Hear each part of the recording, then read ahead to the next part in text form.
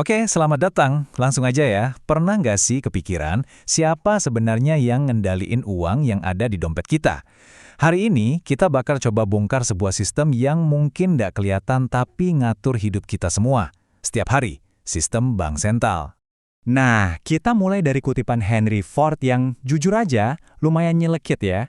Dia seakan-akan bilang, kalau kita semua ngerti cara kerja uang yang sebenarnya, sistem yang ada sekarang ini bisa-bisa langsung runtuh. Jadi yuk, kita coba cari tahu, apa sih yang selama ini kita nggak tahu? Dari kecil kan kita udah diajarin ya, kalau mau dapat duit itu susah. Mesti kerja keras, buang waktu, buang tenaga. Uang itu berharga karena kita menukar waktu hidup kita untuk mendapatkannya. Tapi nah ini dia nih yang aneh. Kalau kita, orang biasa, nyetak uang sendiri, pasti langsung masuk penjara kan? Tapi, kok bisa sebuah bank sentral menciptakan triliunan rupiah atau dolar cuman dengan ibaratnya neken satu tombol aja? Gimana ceritanya? Oke, jadi apa sih uang itu sebenarnya? Intinya gini, uang itu adalah representasi dari waktu. Dulu sebelum ada uang kertas, orang pakai emas atau bahkan garam sebagai alat tukar. Kenapa? Karena buat dapetinnya itu butuh waktu dan usaha. Jadi nilai uang itu ya nilai waktu kita yang disimpan. Sistem yang kita kenal sekarang ini ternyata bukan muncul gitu aja loh. Ada desainnya. Sejarahnya dimulai jauh di tahun 1694, waktu seorang bankir ngasih ide yang kedengerannya radikal banget. Gimana kalau sebuah bank swasta boleh nyetak uang dari nol, terus uang itu dipinjemin ke pemerintah Inggris yang lagi bokeh karena perang. Nah, dari sinilah bibit bank sentral modern itu lahir. Nah, ini bagian yang paling seru, kayak di film-film konspirasi.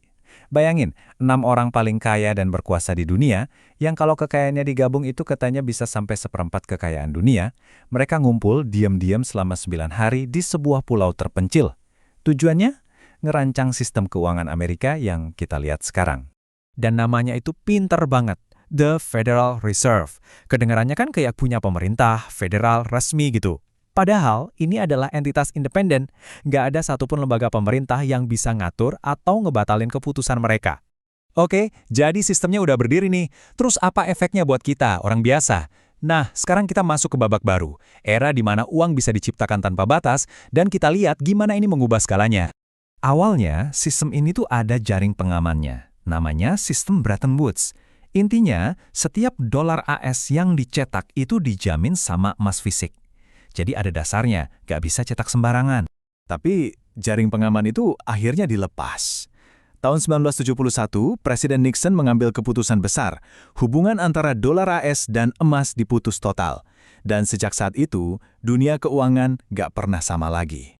Dan inilah lahirnya sistem yang kita kenal sekarang, namanya uang fiat. Apa itu fiat? Uang yang nilainya itu cuman berdasarkan kepercayaan kita sama pemerintah yang ngeluarinnya. Kata fiat itu sendiri dari bahasa Latin, artinya jadilah. Jadi pemerintah bilang ini berharga, ya jadilah berharga. Sesimpel itu. Terus apa akibatnya? Nah, ini dia musuh kita bersama yang nggak kelihatan. Inflasi. Dia ini kayak pencuri diam-diam yang ngambil nilai tabungan kita. Coba lihat grafik ini deh. $1 di tahun 1913, sekarang nilainya bahkan nggak sampai 3 sen. Artinya apa? Waktu dan kerja keras yang kita simpan dalam bentuk uang, nilainya terus kegerus dari waktu ke waktu. Dan ini bukan cuma teori ekonomi yang rumit ya. Kita semua ngerasain kok, tiap kali harga barang naik. Di kasus-kasus yang paling parah, kayak di Venezuela atau Zimbabwe, inflasinya jadi hiperinflasi. Bayangin aja, uang hasil nabung seumur hidup bisa jadi gak ada harganya sama sekali dalam hitungan bulan, cuma jadi tumpukan kertas. Poin paling pentingnya tuh di sini. Sistem ini seringkali jadi pemicu siklus boom and bust, meledak lalu hancur. Krisis keuangan 2008 itu bukan cuma soal KPR macet. Akarnya itu udah ada dari bertahun-tahun sebelumnya, waktu The Fed sengaja nurunin suku bunga jadi rendah banget. Akhirnya apa? Muncullah gelembung properti yang gede banget, yang tinggal nunggu waktu aja buat pecah. Dan kekuatan mereka buat nyiram uang ke sistem itu luar biasa. Contohnya pas pandemi COVID-19. Coba bayangin, di tahun 2021 aja, 40% dari semua dolar AS yang pernah ada itu dicetak di tahun itu doang. 40% dalam 1 tahun. Krisis 2008 itu bikin banyak orang jadi gak percaya lagi sama sistem yang terpusat ini. Dan dari puing-puing krisis itu muncullah sebuah ide baru, ide yang revolusioner. Tahun 2009, muncul sebuah paper di internet dari sosok anonim bernama Satoshi Nakamoto. Judulnya Sistem Uang Elektronik Peer-to-Peer. Sistem ini kita kenal sekarang sebagai Bitcoin. Ini bukan cuma mata uang baru, tapi tawaran untuk mengubah cara kerja uang secara fundamental.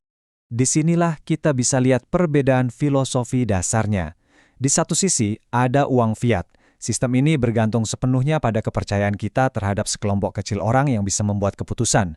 Di sisi lain, ada sistem terdesentralisasi kayak Bitcoin.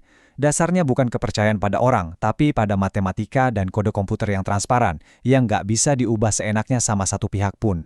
Jadi, kita udah lihat nih perjalanannya. Dari gimana sistem uang dirancang, diubah, sampai sekarang kita ada di sebuah persimpangan. Setelah paham semua ini, pertanyaannya sekarang kembali ke kita masing-masing. Di sistem yang mana Anda mau menyimpan waktu dan nilai dari kerja keras Anda?